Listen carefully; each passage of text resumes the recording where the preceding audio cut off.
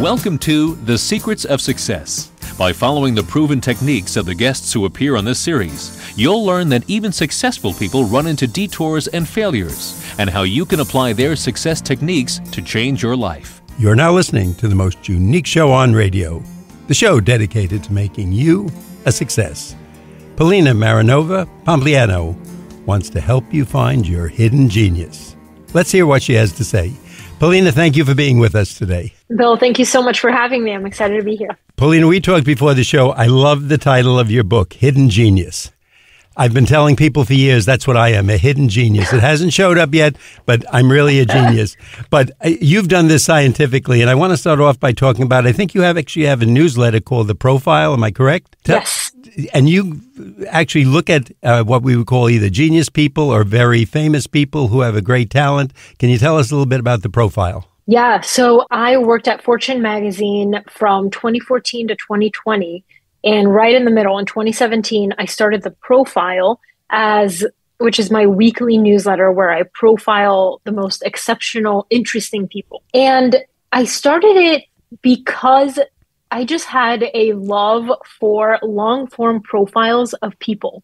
And I realized I have that love because I just genuinely enjoy learning from people's career paths and their life and their mistakes and their failures and just everything that goes into a human life I really enjoy. And I call it people-focused learning because I truly believe that any learning pursuit can be found inside of a person's story.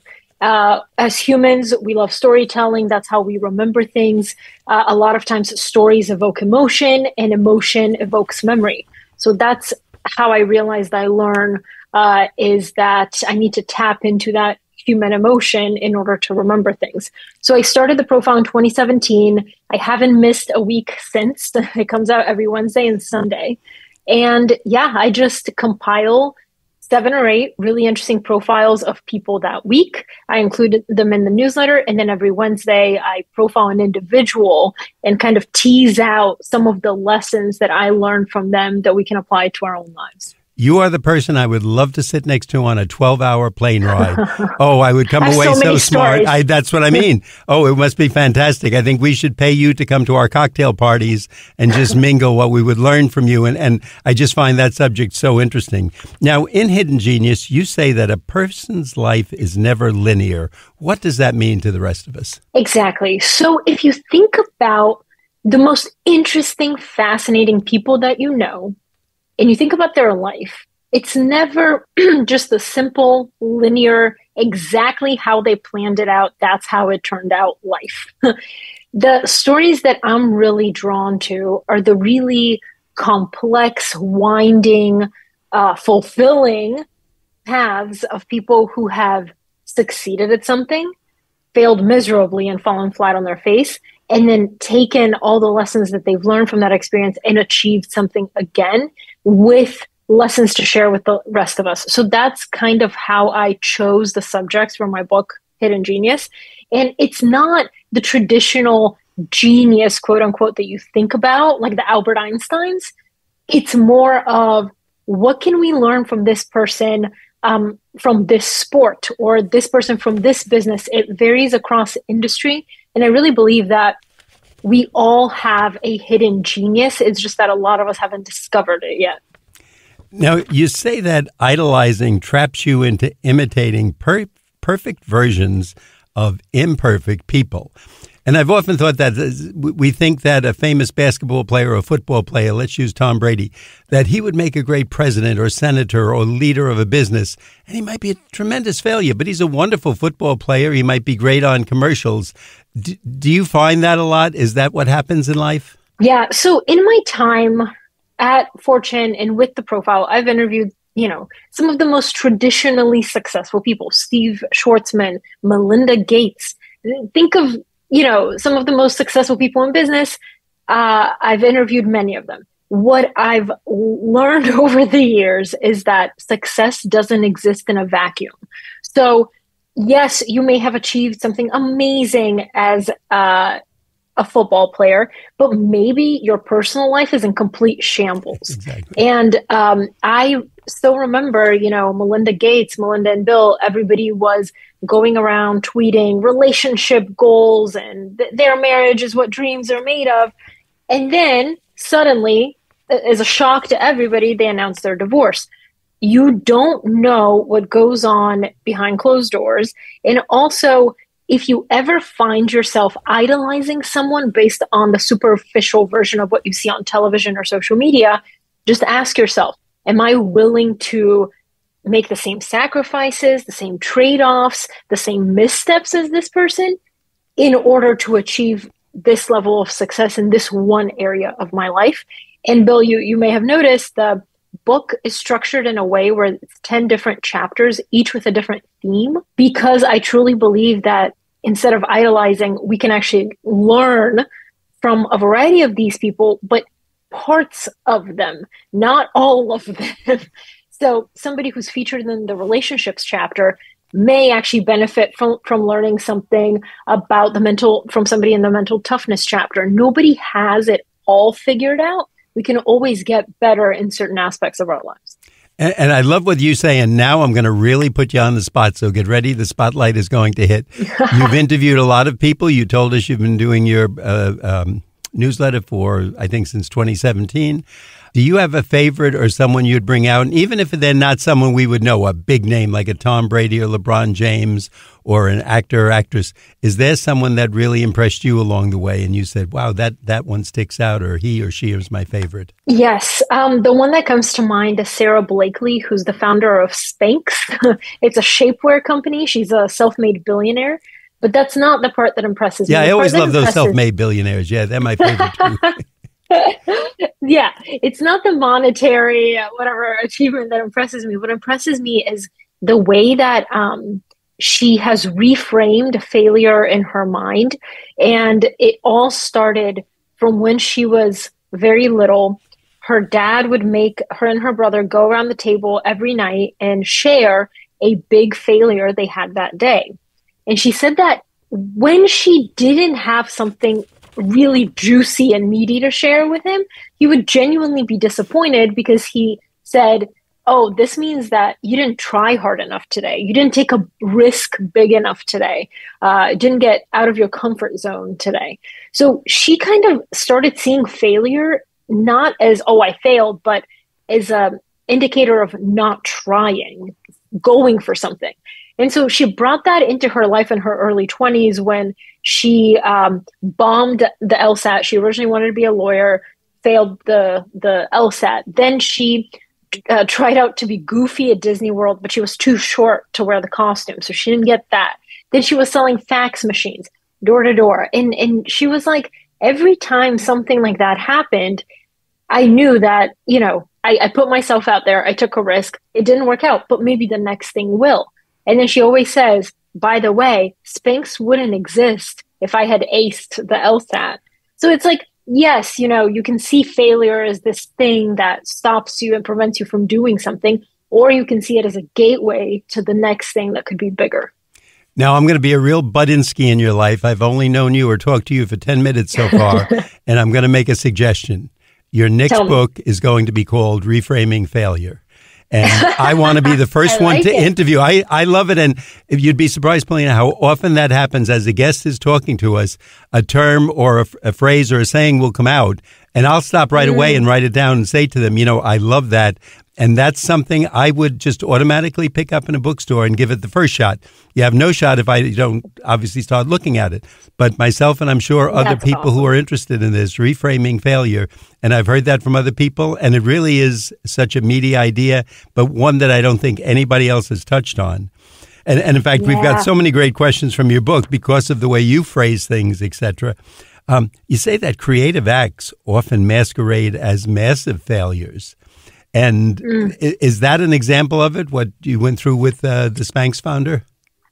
That's one example. Another one that I really love is Ed Catmull, who's a co-founder of Pixar Animation Studio, and they make a lot of movies that are really big hits.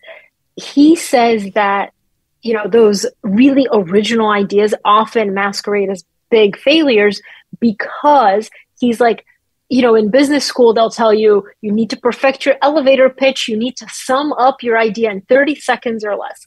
And he's like, but if you can do that, that means that your idea is actually derivative of something that's already been done. So he talks about how a lot of times when he tells somebody the idea for a film, it originally sounds like a really big failure. So for example, Ratatouille, it's about a rat that can cook. He's like, you can imagine how disgusting that might seem to someone. And they're like, that'll never work. Or Toy Story had the potential to be a really awful commercial film.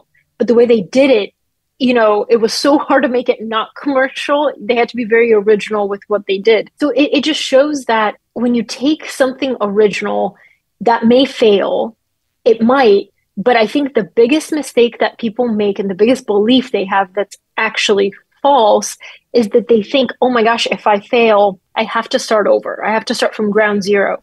But actually, the truth is you're way ahead of somebody who didn't try and who didn't fail, because now you have all those experiences of what didn't work that you can apply to the next thing that did work. So you're actually standing on a mountain of experience for your next venture. You've just given so many of us, including myself, such hope in life, because I think a lot of us have those failures and we always kind of focus on them. We want to find out more about that. But Polina, at this point in the show, I'd like to remind our listeners that you're listening to The Secrets of Success on the voice of Nassau Community College, 90.3 WHPC.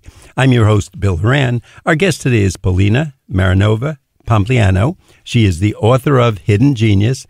And Polina, we're going to ask you if you could please tell us the website where we could find out more information. Yeah, you can visit hiddengeniusbook.com. Now, you have a very simple statement that makes creativity, just so simple. Creativity is just connecting things. Is it really? That just boils everything down. We spend hours trying to think of something new or a portrait or a book, and you say just connect them. Can you expound on that a little bit? Yeah, if you think about anything innovative, Tesla, SpaceX, the most original innovative things you can think of, maybe it's a new technique to do them in, but the parts already exist. You're kind of putting the puzzle together in a new way, but you're not inventing every single thing. So the whole idea is that creativity, Steve Jobs said this, a lot of these really original thinkers say this, is that it's not like you're reinventing the wheel. It's that you're connecting all these different dots and it comes together in a new way. And the way that a lot of people do this is that they take two different inputs, and research actually backs this, that if you hold two different ideas in your brain for long enough, your brain will naturally start creating relationships between them. So, Grant Achatz, who's this really innovative chef, the way that he generates, quote unquote, new ideas is that he takes inspiration from different industries and different parts of his life. So, for example, he has a restaurant that's food and dining. That has nothing to do, you would think, with museums and art. But when he goes to a museum and he looks at a large scale painting, he's like, why can't I eat off of that? And then the next thing he does, he says he looks at the world through a kaleidoscope of food, and he generates ideas all day long. So when he looks at that painting, he says, why can't I eat off of that? The next time he comes back to his team and he says, make the table on the tablecloth. I want it painted like this painting so that people can eat off of the painting. Or another time he was listening to a song by Rage Against the Machine, and he was like, wow, I really like the tempo and the peaks and the lows. I want to recreate that in the dining experience. So he's taking a format and applying it to the dining experience. It's just so interesting because it's things that you never thought would go together, that your brain, if you look at it through the right lens, it'll generate new ideas based on them. I love that. And again, it gives us all hope, because sometimes those simple things are just, I'm sure a lot of the popular sundaes that we eat in the ice cream stores, someone said, why not put chocolate or sprinkles or bananas? And then someone went further, and it might be bacon or something that we might not at first think of, but it could be a very popular topping or addition to an ice cream sundae or a cake or a donut, and all of a sudden it's popular and it becomes the next Hostess Twinkie or those little squiggle cupcakes. Exactly. Is there any estimate in all the work you've done? Does any the scientists who get into this field have an estimate of how much of our creativity or hidden genius, to use your terms, that we have but we don't use? Ooh, I don't know the research, but that is a good research project for someone to do. But I think like at some point in our lives, Sarah Blakely, like I mentioned, has this quote where she says, every single one of us at some point in our lives has had $1 million idea. It's just that a lot of times either we don't act on it, we don't trust that we can do it, or number three, you tell family and friends and they squash it way before it becomes reality. And that's why when she came up with the idea for Spanx, which was so simple, cut off the feet off your pantyhose, she didn't want to tell family and friends because she knew because they meant well, they would say, that's so stupid. So she kept it a secret for a whole year until she patented it, until she had a product, and until she had a customer. Then she told her friends. And it almost does sound too simple. I mean, I wasn't that familiar with the product, but if you said that to me, I go, oh, if it's that simple, somebody else would have thought of it because I don't think I'm on the top of the thinking pile. So we'll just put that aside. Now let me think of something deep. I'll come up with a computer, which of course I won't. But cutting off the bottom of pantyhose was much too simple, something I couldn't think of. Exactly. You have a term in your book, and I love new words and terms. It just makes me feel smarter. But you talk about creative incubation. Now, if I threw that term out, people would have to think I'm smart, but I don't know what it means. You do. So you tell us, what does that mean? So, okay. In the book, I use the example of Shonda Rhimes, and she's a screenwriter behind a lot of addicting TV shows. And the idea of creative incubation is that when you have a problem and you let it simmer in your mind, your brain does the work in the background as you're doing other things. That's why a lot of times research says that doing rote activities like showering, shaving, running, doing something repetitive that doesn't require your brain to actively think, driving, that's when your best ideas come, or that's when you kind of solve a problem that has been in your mind for a long time. So it's like creating moments of creative incubation in your day can actually make you more creative because you're not actively sitting, focusing on the problem. Sarah Blakely actually, she used to have a long commute to work, and that's where she did her best thinking and have her best ideas was in the car. That's when she came up with Spanx. And then she said that when the office was really close to her home and she didn't have to drive that far, she would literally just drive around the block because she needed to be in the car to have that moment of creativity. I think you're looking over my shoulder because next to that question I put in my notes, how about showers or walking? And those are two of the things you said that if we get out, and I notice when I go out, I'm a walker about 45 minutes every morning.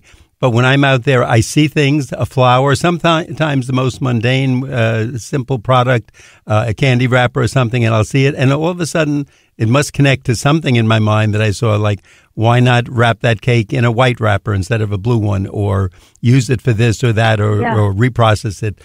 So there must be something about that. And, of course, we all like showers and walking, so it's a good time to do our thinking. Walking is my favorite activity. You talked about the elevator test. Now, that's something, and for our audience, basically, it's putting your idea in a short form of about 30 seconds. Am I correct? Mm-hmm. But you're kind of against that. You say that's not kind of part of creativity. Can you go a little further and explain that to us? Yeah, so that's exactly what I meant with Ed Catmull. So one of his things is aim to fail the elevator test or the elevator pitch. The elevator pitch came about because it used to be that a low-level employee would be able to explain to their boss their idea in an elevator ride, which is normally 30 seconds or less. So you need to make it really simple, really short, really to the point. The problem with that strategy is that it's not that original of an idea if you can explain it that quickly and the person gets it that quickly. What's More interesting is if it's thorny and complex and you cannot explain it in an elevator pitch. So his challenge is more that if you think you have an idea that you can explain really quickly and simply, people won't. It's not the most innovative thing that you can come up with. So try harder. Well, I'm going to try right now because I'm going to try to let our audience know that if you're just tuning in, you're listening to The Secrets of Success on the voice of Nassau Community College, 90.3 WHPC. I'm your host, Bill Horan. Our guest is Polina Marinova Pompliano, and her book is Hidden Genius. And Polina, would you tell us the website where we can learn more information? Because this is fascinating to me anyway. Yeah, you can find the book at hiddengeniusbook.com. One of the things that surprised me, you said unstructured freedom is the enemy of creativity. I would think that would be kind of a good thing because we'd do something, maybe jump in the leaves, and all of a sudden we'd say, hey, this is an idea for a new mattress or something. So can you get into that a little bit and tell us why that wouldn't be good for us? Yeah. So Aaron Sorkin is the writer behind a lot of, films like The Social Network and many, many others. But he has this thought process where he says that creativity arises when there are constraints, when there are certain rules within which you can be creative. So it's not complete unstructured freedom.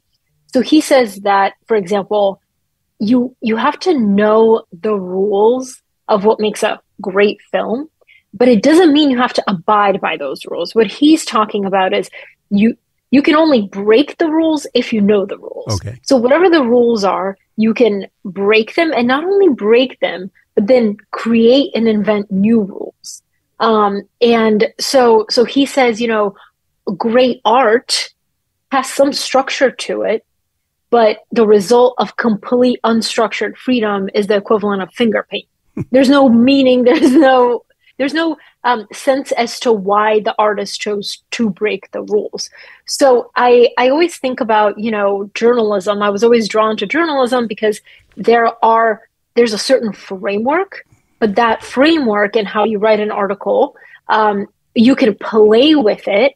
And it doesn't have to be the same every time, but you know what the constraints are. And if you think about more broadly, some of the most innovative companies have been born in a time of a great recession, for example.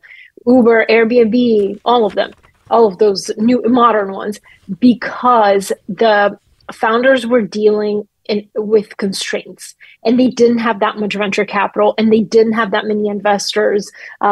So they had to innovate and stretch a dollar more than if you were flush with cash and you were starting your company and you just have complete freedom. I find this fascinating. And when you mentioned finger painting, somehow I think anytime we're doing creative work, it was fun when I was little, sticking your hand in that green or blue or yellow paint and making mush all over it. And sometimes it looked interesting, sometimes it was abstract, and other times it was a mess. And your mother yelled, what are you doing? And you got it all over the table. And then she wouldn't let you play with it for a few months, and then you got back to it.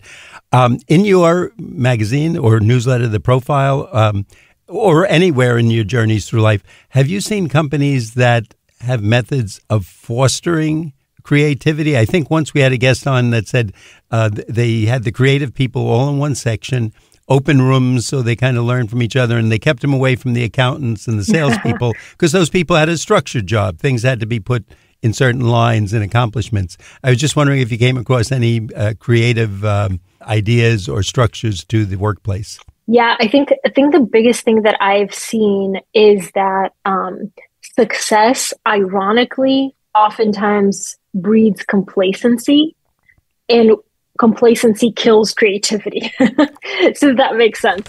So, for example, Grant Achatz, the chef that I mentioned earlier, he's innovative not because he created this menu one time that made Alinea the best restaurant in the world.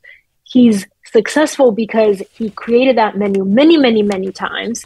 And he tells his team every 6 months, I don't care how many customers tell us that this is the best menu we've ever had, Every 6 months, you're going to blow it up and you're going to start from scratch. And his team is like, what are you talking about? This is the best menu we've ever created. And he forces them to start over every 6 months. And I think that that's really hard for people to do, whether you're the founder of a company or a writer or doing any sort of creative pursuit, because once you've tasted success, you're like, I'm just going to hang on for dear life. But actually the counterintuitive thing to do that will probably bring more success and make you better and more skilled is to blow it up every so often, start over, and innovate in new ways. Now, I'm going to shock our audience a little bit with our next question, but the hard part is your job because you have to give us the answer. And I actually took it right from your book. You say, do something that sucks every day. And I don't think we would hear that too often. But again, there's another title for a future book or a speech or an article.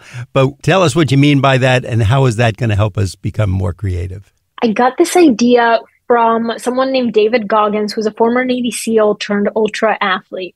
He has an incredible story where he was severely overweight, working at Steak and Shake, or not working at Steak and Shake. He was spraying for cockroaches, and he got a large Steak and Shake, a large shake from Steak and Shake, came home, turned on the TV, sat on the couch, and happened to come across a program on the Navy SEALs. And that day he said, I'm going to become a Navy SEAL. And it's like, it was all the odds were totally against him. Long story short, he did it. And he's had quite the challenging path to get to where he is. But he says that you should force yourself to do something that sucks every single day.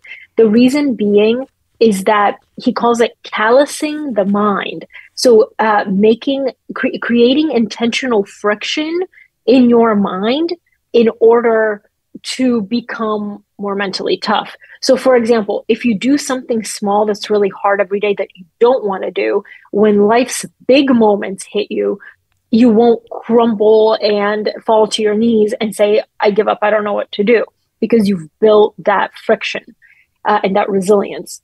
And for example, in his instance, he would tell you, oh, Bill, if you want to get in shape, run 2 miles every day.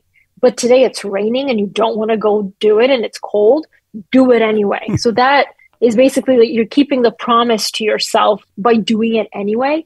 But I like to use the examples of, it doesn't always have to be a physical thing. It could be, I really want to get better at negotiation. Or doing my taxes when I don't want to do them. Yeah, exactly. Like, you don't have to wait to negotiate a really big business deal. You can start with sell something from your house and negotiate with the buyer tomorrow. It's like small moments that you don't necessarily want to do that help you build mental resilience in the long term. Polina, this has been too much fun.